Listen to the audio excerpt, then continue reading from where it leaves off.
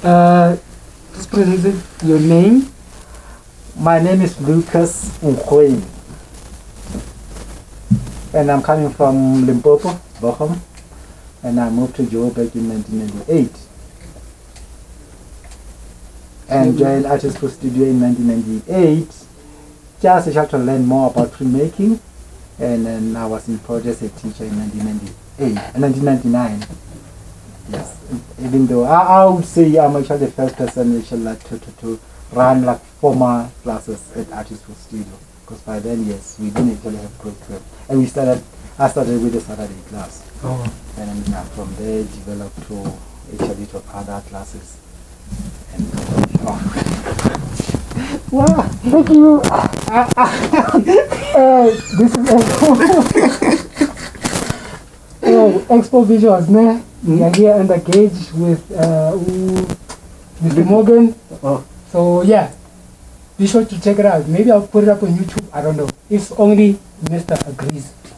Okay, thanks very much. No, thanks for the class. Okay, thank you. Thank you.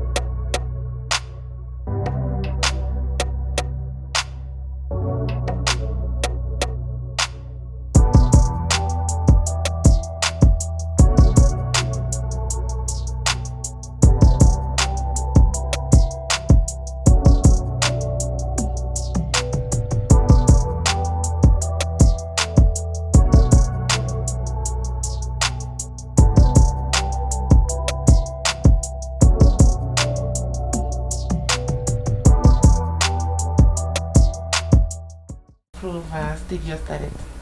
1991, and I joined 1998. It started 1991 and you joined 1998. Yes, and I started teaching 1999. So I just like 1 year, I would say, as a student. But even though actually there were no like formal classes. Yes, because it was just like a space for artists to meet and share and like do anything. It was just like maybe at the end of the day, because like Kim works for UJ, the University of Johannesburg. Then she would, when she knocks off that side, and she'll come for APS and want to see actually what we've been actually doing during the day and give us feedback here and there. But it wasn't like, that time we didn't actually have like formal classes. Okay, the moment when you joined Artist Pro Studio, like how many were you like? We were very few. Because you know when you started a business like I'm saying, that time actually we didn't actually have like programs, learning programs. So like I'm saying, we were just like artists actually like our meeting space and then share whatever. Share ideas. Yeah, share ideas and then make work together and learn from each other and all that. We were very few. At that time, so what are difficulties like? In terms of? In terms of like meeting up as an artist. I don't know, we artists, we just meet in a place. No, you know, like especially with artists always work in isolation. Because, then it's always like difficult, yes, because like we do different stuff and then, like actually yes, we actually, there are painters, there are printmakers, there are some are doing pottery. So it's always like difficult actually to find people that actually you do like the same thing. But when you find those people, yes, you always can actually share ideas with them.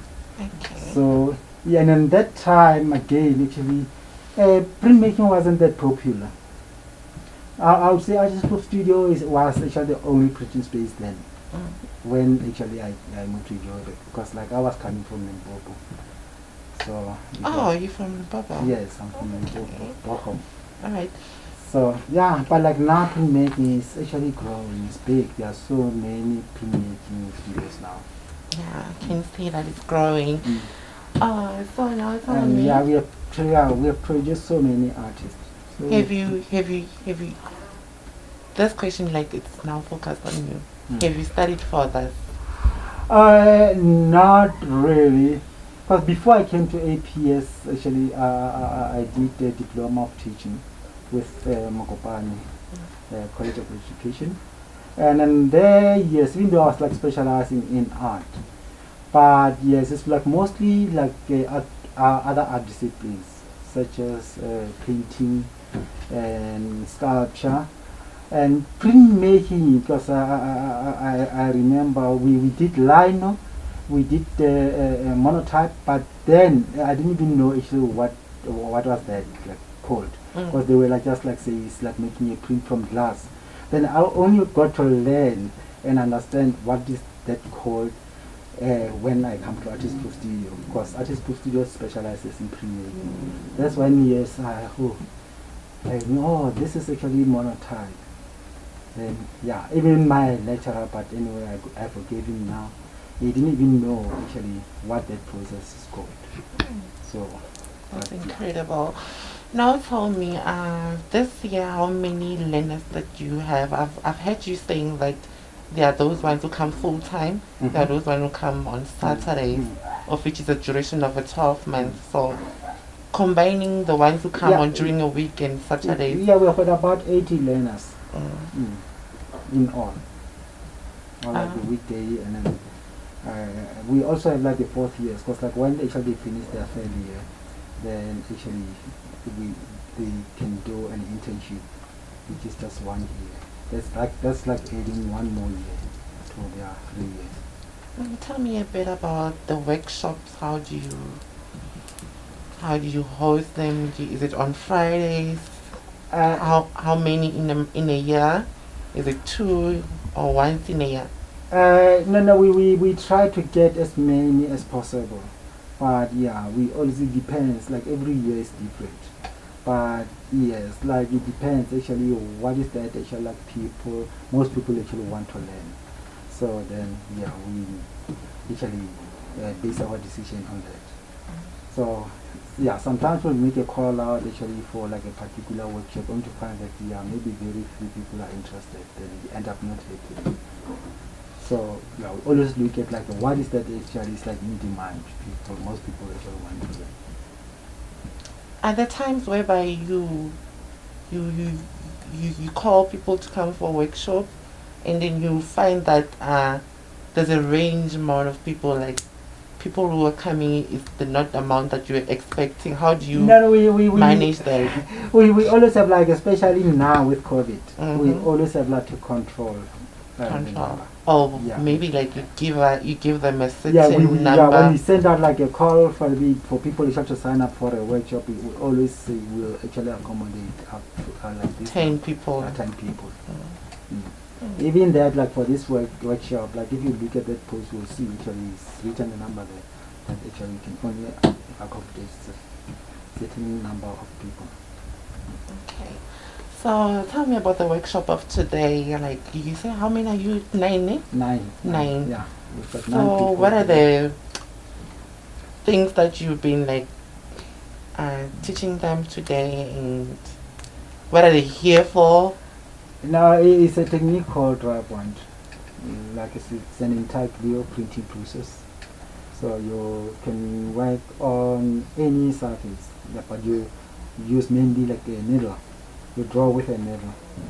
So then, yes, the intention is like you have to incise line actually into the surface, and then from there to get the print from that plate, you have like to, when you apply the ink, you actually have to push it in, and then from there the ink that's just like sitting on the surface actually will get removed, and then with a piece of paper, and then from there you put a damp paper, on and then run it through the press and we'll get a print.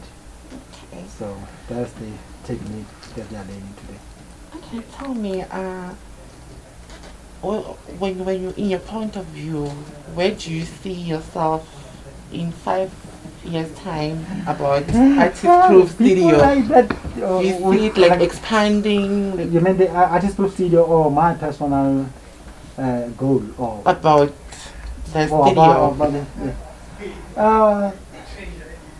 anyway, like what I would like, that's the main thing. That's actually my dream. We to have our own space. Because like here where we are now, we are renting. And we just moved in here actually like in 2020. So year before last. So then yeah, we signed a lease for 5 years. And then in the meantime, actually we've been mandated actually like to actually find our own space. So yes, I would love to see APS actually having their own building. Okay, where does And the then we name can- Artist Proof Studio coming from? Sorry, the name. Artist Proof Studio. coming from? Actually, the founder of this place is Kim Berman. He studied abroad, Boston, in the US. So then, there as a student, actually, she was interning with one of the big printing studio that site, and the name of that printing studio was Artist Proof Studio. And then what I heard actually about the studio, because I once actually went to Boston, and then that studio is no longer there.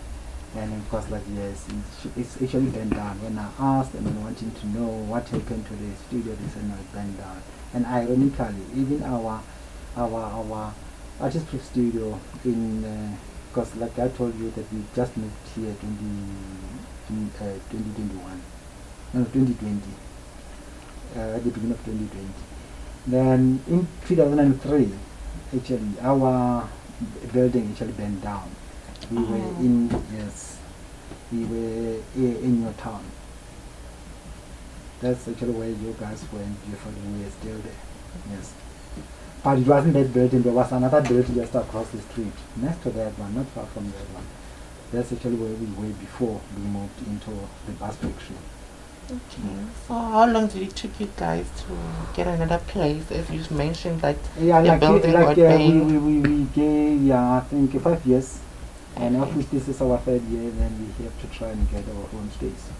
Okay, But in that hopefully moment where you guys, Because in that moment where the building was being like in that period of time, like we can extend our lease here. Like I said, we now actually currently we signed like a 5-year lease.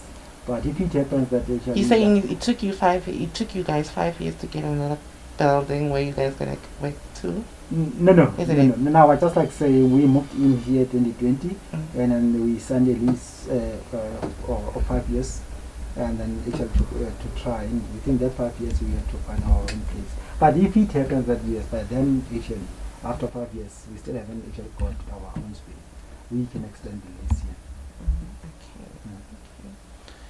Well, you're doing an incredible job. Your job is amazing. I've moved around and I've seen like portraits and everything. Your students are doing well. Oh, thank you. Even though you give lessons, like I can tell that you're a good teacher. Like, oh, thank you. No. Yeah. People can learn fast according to the way you explain and everything. Okay.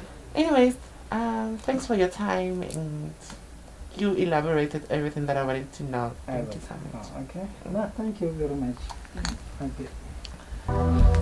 you.